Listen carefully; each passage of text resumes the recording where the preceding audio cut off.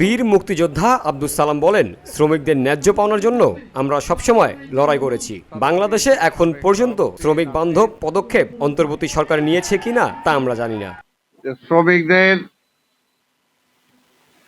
ন্যায্য পাওনা জন্য আমরা সবসময় লড়াই করেছি, কিন্তু বাংলাদেশে এখন পর্যন্ত শ্রমিক বান্ধব কোনো পদক্ষেপ এই সরকার নিয়েছে বলে আমরা জানি না।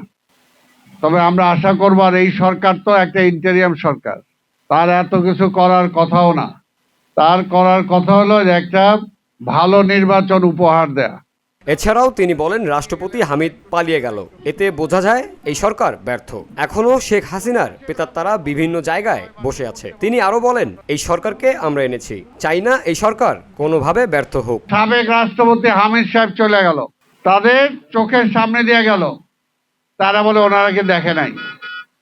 তার মানে তাইলে তারা ব্যর্থ?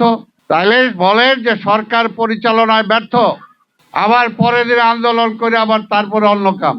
এই কারণে বলি, আমরা এত কিছু চাই না।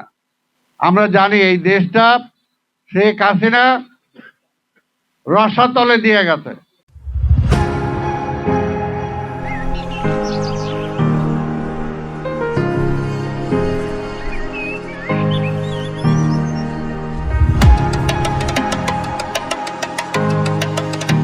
এখনো শেখ হাসিনার প্রেতাত্মারা বিভিন্ন জায়গায় বসে আছে।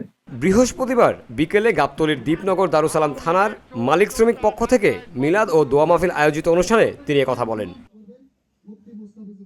সে সময় আয়োজিত অনুষ্ঠানে বাদল বাবুর সভাপতিত্বে অংশ নেয় হাজী মোহাম্মদ ইউসুফ, এস এ সিদ্দিক সাজু সহ আরও অনেকেই।